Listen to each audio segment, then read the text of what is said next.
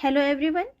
आज हम करेंगे कक्षा 6 की पुस्तक हमारा इतिहास और नागरिक जीवन के पाठ 1 का अभ्यास कार्य। शीर्षक है कैसे पता करें कब क्या हुआ था। बिना किसी भूमिका के हम प्रारंभ करेंगे। प्रश्न 1 उत्तर लिखिए। प्रश्न देखिए, प्राचीन काल के मानव किस किस पर अपने अभिलेख लिखते थे और क्यों?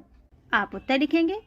प्राचीन काल के मानव अपने अभिलेख ताड़पत्रों, भोजपत्रों और ताम्रपत्रों पर लिखते थे।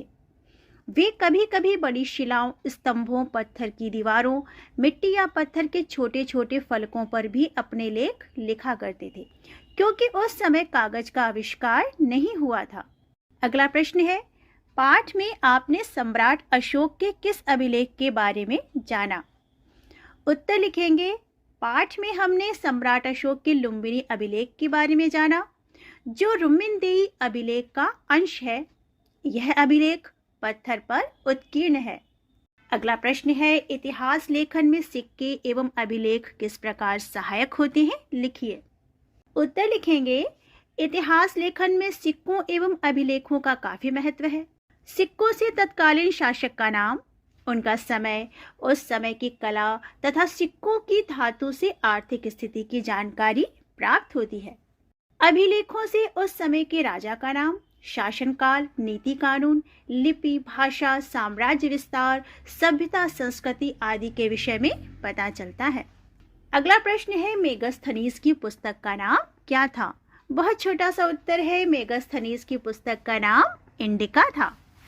अगला प्रश्न है, इतिहास जानने के पुरातात्विक व साहित्यिक साधनों, स्रोतों का वर्णन कीजिए।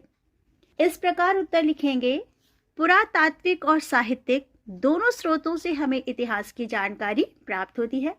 इन स्रोतों की सहायता से इतिहासकार और पुरातत्वविद अतीत का निर्माण करते हैं। इतिहासकार इन्हीं स्रोतों से अतीत की कृषि, पशुपालन, घर परिवार, स्त्रियों की स्थिति, शिक्षा, रहन सहन, खान पान, वेशभूषा, मनोरंजन, त्योहार, मेले आदि के आधार पर सामाजिक स्थिति की जानकारी प्रदान करते हैं तथा शासक, प्रजा, प्रशासन, सुरक्षा व सैन्य व्यवस्था के आधार पर राजनीतिक स्थिति की जानकारी प्रदान करते हैं। इसी प्रकार कला, आचार, ज्ञान विज्ञान की मान्यताएं, धार्मिक विश्वास, देवी देवता, पूजा पाठ एवं परंपराओं के आधार पर धार्मिक एवं सांस्कृतिक स्थिति का वर्णन करते हैं। अगला प्रश्न है, अंतर स्पष्ट कीजिए। पूर्व प्रागैतिहासिक काल, आद्य ऐतिहासिक काल और ऐतिहासिक काल। उत्तर इस प्रकार लिखेंगे। वह समय जिसके लिए कोई भी लिखित सामग्री उपलब्ध नहीं है प्रागैतिहासिक काल कहलाता है। आद्य ऐतिहासिक काल, वह समय जिससे संबंधित लिखित साक्ष्य उपलब्ध तो हैं किंतु उन्हें पढ़ा नहीं जा सकता, उसे आद्य ऐतिहासिक काल कहते हैं। और ऐतिहासिक काल, जिस काल के विषय में लिखित सामग्री से जानकारी मिलती है एवं उसे पढ़ा भी जा सकता है, उस काल को ऐतिहासिक काल कहते हैं। अगला प्रश्न है, निम्नलिखित से आप क्या समझते हैं? पुरातत्ववेत्ता और इतिहासकार। इस प्रकार उत्तर लिखेंगे कि पुरातत्ववेत्ता सावधानी से जमीन की देखरेख और समझ के आधार पर खुदाई कराते हैं। खुदाई से प्राप्त छोटी वस्तुओं से वे लिखित दस्तावेज तैयार करते हैं। इन्हीं वस्तुओं के आधार पर हमें अतीत की जानकारी प्राप्त होती है। जबकि इतिहासकार अतीत से प्राप्त तथ्यों और साक्ष्यों के आधार पर बीते समय की जानकारी देते हैं। वे कृषि, पशुपालन, व्यापार, नापतोल, लेन देन आदि के आधार पर आर्थिक स्थिति का चित्रण करते हैं। जाति पाति, घर परिवार, स्त्रियों की दशा, शिक्षा, खान पान, वेशभूषा, मनोरंजन, त्योहार व मेले आदि से सामाजिक स्थिति का चित्रण करते हैं। इसी प्रकार राजनीतिक, धार्मिक व सांस्कृतिक स्थिति का भी चित्रण करते हैं। और अगला प्रश्न है, सही कथन पर सही का निशान एवं गलत कथन पर गलत का निशान लगाइए। क, प्राक, पूर्व इतिहास जानने के लिए हमारे पास लिखित सामग्री है। गलत।